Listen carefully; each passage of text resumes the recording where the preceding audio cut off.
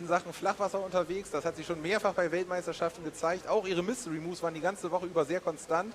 Wir sehen, sie fängt hier gleich clean an mit einem Heli-Bonus über dem Kopf. Jetzt zur anderen Seite ebenfalls clean. Und in eine cleane Bow-Screw mit zusätzlich wieder dem Heli-Bonus. Das ist immer das Drehen des Paddels über dem Kopf. Das bedeutet, sie maximiert hier quasi die Punktzahl aus jedem einzelnen Tricks, indem sie die Höchstschwierigkeiten Clean und Artistic-Bonus dazu drauf addiert.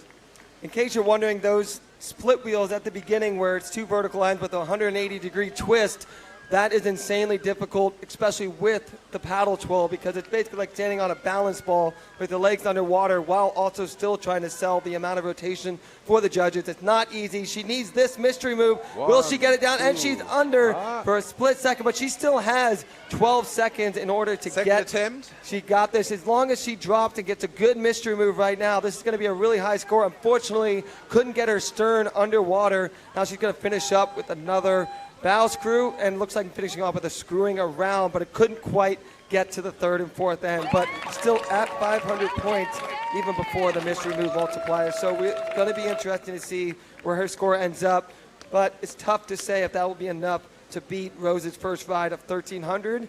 In the end, she still had a lot of good flat water tricks, but not the mystery move she was looking for. See how past vertical her screwing arounds are? That's really amazing. She's a really good technician. Not sure if the judges will give the 2-second mystery on this one, but we will see. Yeah, unfortunately, again, the really tricky part with Squirt is it's one thing to have to learn how to keep something past bird enough, but there's a two past bird and there's a two vertical. It's a very difficult thing, especially with what's the screwing around, which is 4 past bird ends. If you do something like the front of your kayak comes down to the water while you're vertical on the stern, that's 2 past bird. But if you're dead vertical pointing up to the sky, that's 2 vertical.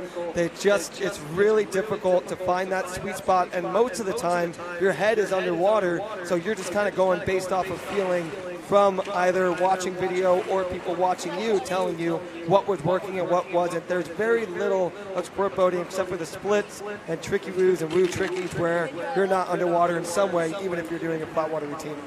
Ja, man hat bei Tamsyn gerade schön gesehen, dass sie am Anfang den Kopf unter Wasser hatte. Es ist nicht ganz klar, ob die 2 Sekunden, die für den 2.0 Multiplikator erforderlich sind, gegeben werden von den Kampfrichtern. Und man konnte dann nachsehen, dass sie den zweiten Versuch nochmal gemacht hat für den zweiten Mystery Move. In jedem Lauf darf man 2 Mystery Moves machen und beide werden gewertet. Und dementsprechend, wenn man einen dritten machen würde, würden nur die beiden besten gewertet werden. I was just explaining that the 2 best mysteries in one ride count, so you can also take 3 if you want to, and only the best will count. Yeah, you get, again, like you've seen some of the strategies, you see more people, some of them spend a lot of time in flat water, some focus on the mystery. You can go for a mystery move, go for a cartwheel, and then get 2 more mystery moves if you want. It's just a matter of strategy, because without those tricks in the flat water, there's nothing to be multiplied except for those 20 points you get per second underwater. So that's why, again, it really comes down to a little bit of technical and some math and really figuring out where you feel strongest and where you feel is going to be the ride that's needed to give you the best placing possible, because it's not a set in stone. It's not just to do all these tricks you win.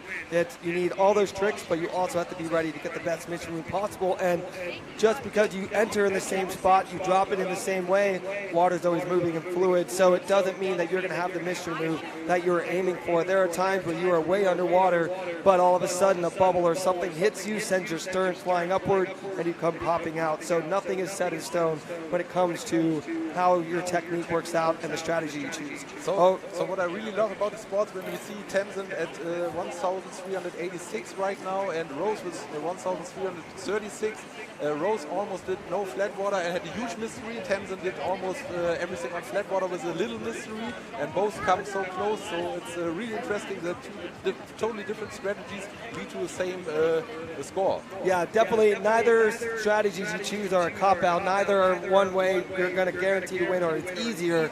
Both have their incredible challenges and risks, so it's a matter of finding that balance. And it looks like she will lock in into first place with 1,386.